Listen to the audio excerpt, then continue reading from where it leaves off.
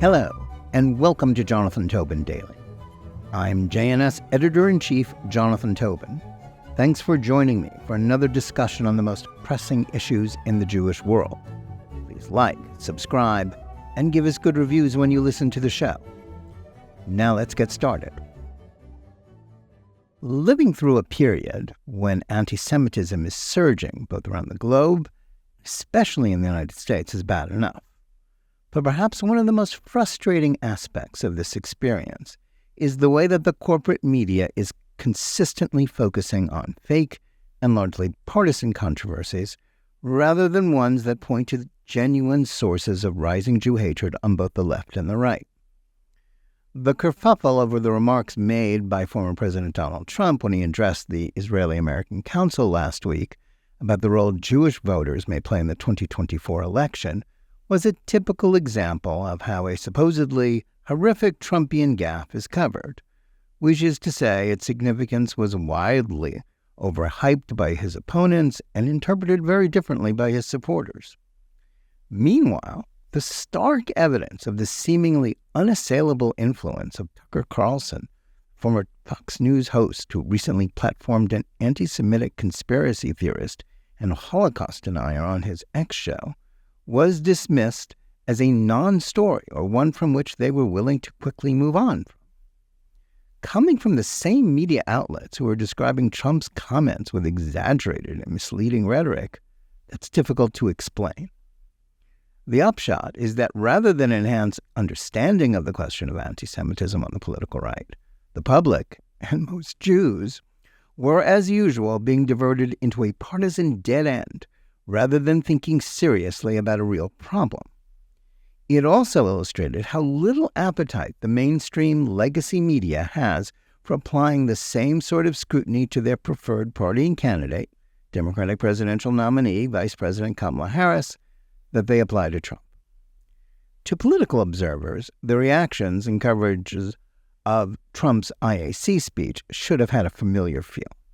It was much like every other controversy generated by a Trump remark since he came down the escalator at Trump Tower and onto the political scene in June 2015. Which is to say, the relationship between Trump and the liberal media is similar to that between the 19th century Russian scientist Ivan Pavlov and his dogs. Trump rings a bell, and journalists and their liberal audiences, eager for more proof of the awfulness of the bad orange man and hungry for false hope that his doom is nigh, begin to salivate. What follows is not what those who are always in high dudgeon about Trump expect. Rather than finally realizing that they are tying themselves to a terrible candidate and leader, Trump's supporters ignore the outrage. Indeed, they find the controversy amusing, since they not only believe that they understand what their hero tells them, but also that as often as not, Trump is deliberately trolling his opponents. As journalist Selena Zito summed it up in one of the most insightful pieces of political writing of the last generation, the press takes him literally but not seriously. His supporters take him seriously but not literally. What is so remarkable about all of this is that after more than 9 years, the same news outlets, as well as many of the same reporters and pundits, continue to repeat the pattern that emerged in the summer of 2015, rising to snap at the bait dangled in front of them every time. In this case, Trump's remarks were about why he believes his sterling record of support for Israel should impel Jewish voters to support him. Since he is now in the homestretch of his third presidential campaign, he realizes why the majority of Jews don't agree. Most of the liberal majority who are Democrats may care about the Jewish state to some degree, but theirs is a belief system that prioritizes the liberal social justice agenda and other standard Democratic Party positions, such as strong support for legal abortion, far more than those relating to Israel's security.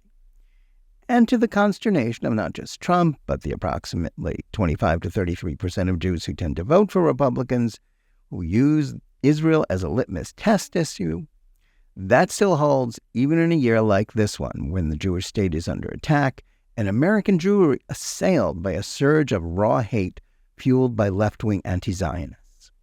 Trump's remarks were more than just an attempt to rally Jews around the blue and white flag in which he has wrapped himself. His position on anti-Semitism on college campuses is similarly strong, and one on which he has a better record than his opponents, considering his 2019 executive order when he formally extended Title VI protections of the U.S. Civil Rights Act to Jewish students.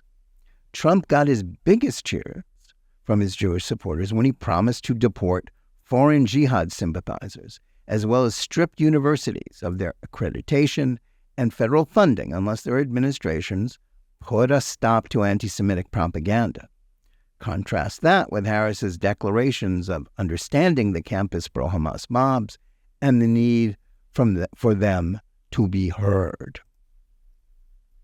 Still, the only line from the speech that the liberal media was interested in was a typical example of Trumpian hyperbole in which, during the course of his exhortations about the importance of the Jewish vote in the swing states, he said, in my opinions, Jewish people would have a lot to do with the loss. That was immediately jumped on by publications like the New York Times and their generally anti-Israel politics writer Jonathan Weissman, who is often asked to cover Jewish issues. They saw it as proof of him scapegoating Jews and setting them up to be victims of violence by his supporters, should Harris prevail in November, and therefore an egregious example of anti-Semitic incitement. Of course, no one in the crowd of Trump supporters at IAC saw it that way. For them, it was just Trump being Trump, engaging in exaggerations to make a point. In one sense, the Trump critics had a point. Anything that smacks of rhetoric that can be used to blame the Jews for anything could be interpreted by extremists as a reason for anti-Semitism and even violence. But what liberals who imagine that most Trump supporters are either open or closeted Jew haters don't seem to understand is that the Republican base has shown itself to be overwhelmingly pro-Israel and philo-Semitic over the years, even before he entered politics. Many are, after all, evangelicals with an ideological and religious commitment to support the Jewish state. They may share his frustration with Jews who don't appreciate how much Trump did to help Israel during his presidency. However, that is not a demographic very likely to act out against the Jewish people. As we have learned in the last year, the same cannot be said for the Democrats' activist left-wing base. Thus, the focus on Trump's alleged threat against Jews in a speech in which he reiterated his unwavering support for Israel and commitment to do something about the anti-Semitism crisis is at best disproportionate and at worst misleading. Yet when faced with stark evidence of tolerance for actual anti-Semitism within the Trump camp, the same outlets crying wolf about his comments about the Jewish vote were not particularly interested or swiftly moved on, even when they were offered a golden opportunity to follow up and roast the GOP ticket. The issue was Carlson's influence within the Trump inner circle.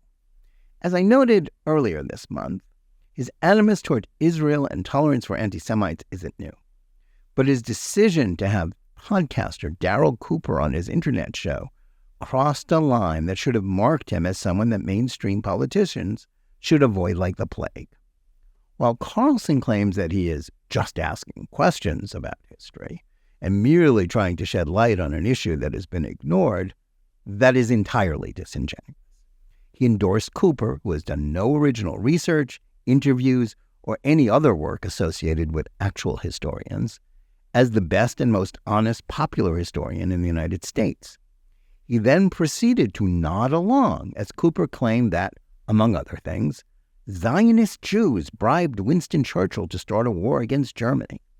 Churchill and warmongering Jews are responsible for World War II. Adolf Hitler wanted peace. The Nazi campaign of mass murder during the Holocaust was merely the result of a logistical snafu and is the fault of the Allies, not the Hitlerian regime. This was not merely all false, but a reiteration of Nazi propaganda from the 1930s and 40s. By platforming a crackpot conspiracy theorist like Cooper, Carlson was essentially endorsing Holocaust denial and enabling classic fascism, a word often bandied about as an insult by the left, but that has an actual meaning. in addition to anti-Semitism. Carlson has become a regular member of the Trump family posse at sporting and social events in recent years. In the past, especially during the Trump presidency, that didn't translate into influence over policy. Trump's pro-Israel and extremely tough anti-Iran stance were the opposite of Carlson's opinions. But reportedly, he played an outsized role in picking Ohio Senator J.D. Vance to be Trump's running mate this year. Vance is despised by liberals who have smeared him as weird. Still, he is an articulate, intellectual voice of the national common good conservatism school at the heart of the current political realignment. And he has a good record of support for Israel and opposition to anti-Semitism. But, like Trump, his loyalty to Carlson seems to have overridden his principles. When asked to disavow him, the senator tried to change the subject to cancel culture and pledged his support for freedom of speech, even for views like those of Cooper with which he said he disagreed. Of course, that wasn't the issue. Cooper has every right to spout whatever lies he wants on his own podcast or anywhere else that will have him. But it isn't asking too much for Vance to stay away from someone giving endorsements and a platform to a fascist Holocaust denier and fabulist. Yet that is what he refused to do. Vance was scheduled to appear on Carlson's national tour, in which he interviewed an array of marginal celebrities and extremists. Rather than opting out of the event, which was to be held in Hershey, Pennsylvania, he kept his commitment. The program was, unlike some of the other Carlson live shows, an openly political event. How could it have been otherwise with a vice presidential candidate appearing in the nation's most important swing state? And, as I predicted, Vance never challenged his buddy for hosting Cooper. Instead, it was an hour-long partisan laugh fest as the two friends focused on boosting the Trump fans' ticket. For Carlson, it was more proof of how bulletproof he is among Trump's inner circle. For Vance, it was a disgrace, which he ought not to be allowed to live down. Curiously, the same outlets that are quick to cry anti-Semitism about Trump and label Vance as weird for espousing normative views about the importance of the family as the foundation of civilization were uninterested in following up on the story. His event with Carlson went unnoticed in the New York Times and most liberal publications. Nor were even those liberal Jewish groups who are always ready to pile on Trump drawn to holding Vance accountable for an event that put the GOP stamp of approval on Carlson. Most liberals seem too busy denying or minimizing anti-Semitism on the left while overhyping marginal Trumpian gaffes into alleged proof of right-wing Jew hatred to notice the real thing. It's also possible that their concerns about the topic are entirely lacking in genuine conviction. We don't know what this will mean for a putative second Trump administration. Will Carlson have the president's ear on the Middle East this time? I doubt it. But until we know who will serve as Trump's foreign policy team, we can't be entirely sure. The one thing we do know is that tolerance for an anti-Semite like Carlson sends a terrible message to the country and undermines Trump's efforts not just to win the Jewish vote, but to also dismiss the false charges that he's a Jew hater. Those on both sides of the partisan divide are often quite skilled at sorting out the essential facts about candidates from the noise their campaigns and their opponents' broadcasts about them.